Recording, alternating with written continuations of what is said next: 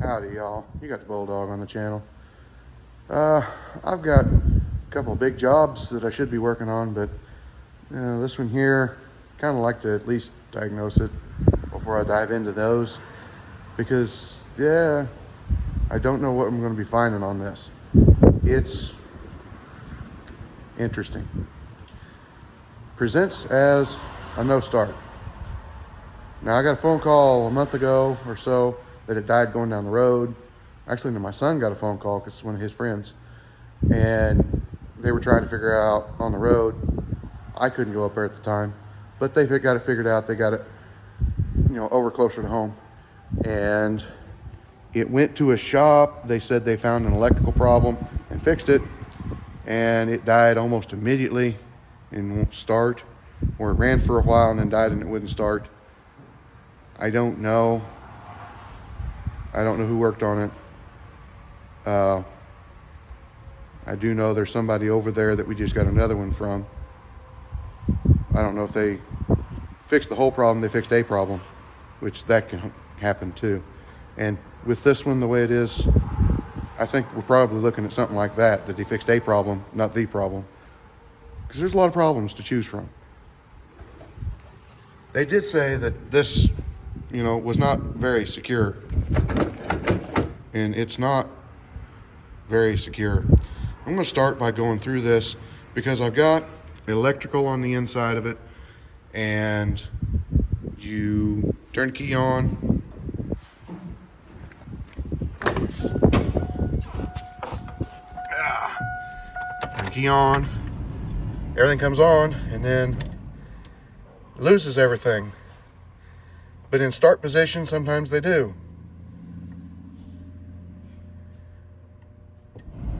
Comes back when you let off the key. There is a deal on these where the start position doesn't have all the accessories hooked up to it, so that they're not dragging on the system while you're cranking on it. Usually they don't go that dead. So I'm going to see if I'm at least getting signal out there. I don't even hear the starter relay clicking. I don't hear the starter solenoid clicking. So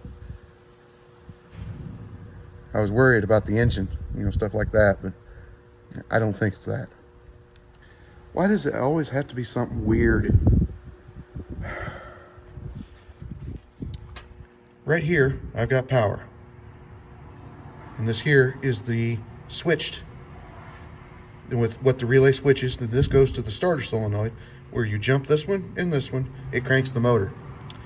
Now, here I've got power. Here I've got nothing, power or ground, nothing, ever. So I thought, well, it's switched ground like all relays are. Well, according to the wiring diagram, no, it's switched power. But I have power here, coming from the crank fuse, which I have power there. But I don't have full power there, I have low power. Unless you turn it to the crank position where I have full power here, but not full power here, and no ground here. I don't know if we actually have a power problem. It's probably backfeeding off of something that it says it don't have, but it does, which I run into that a lot. There was an offshoot inside the wiring diagram that it says it's not used. I'll bet it's used somewhere, but they don't bother. I'm not important enough to know where that goes. I am more concerned with the fact that there's supposed to be ground there and there's no ground. So I'm going to chase that rabbit. All right, I'm going to attempt to show you what we found. This is the ground connection to the side of the block, right there, and it's loose. So I can't tell if the bolt is loose or not. But anyway, there's a problem. Now, nothing is where it's supposed to be, but that should solve one or two of our issues. Okay, now I can get to it. I've forgotten that this bracket here wasn't just a simple L bracket. I thought I'll just get it out of the way so I can get right to that, because it'd take a 15mm crowfoot, which I don't have. And guess what? No, it runs all the way up there and bolts to the intake, so we can get to it now.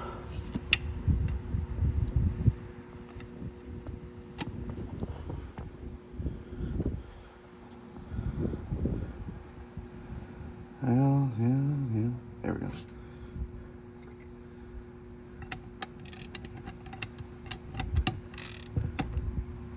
Wow, that is a long way.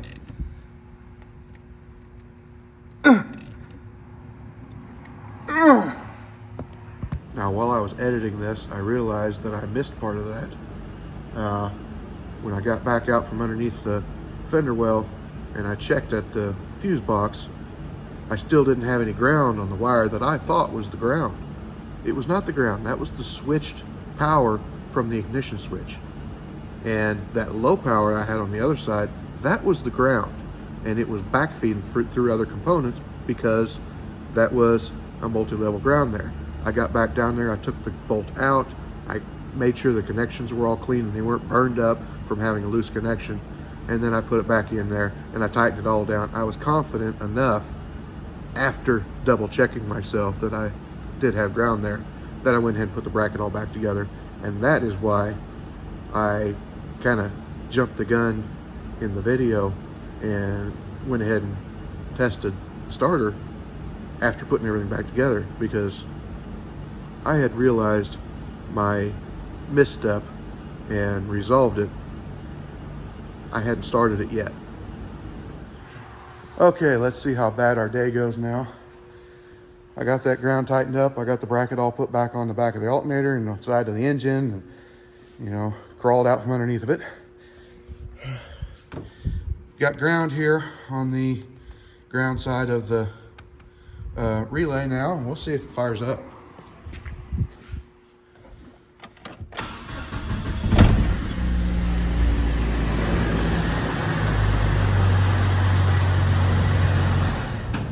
Something as simple as a loose ground. Now, they did say it'd run for a while and then quit.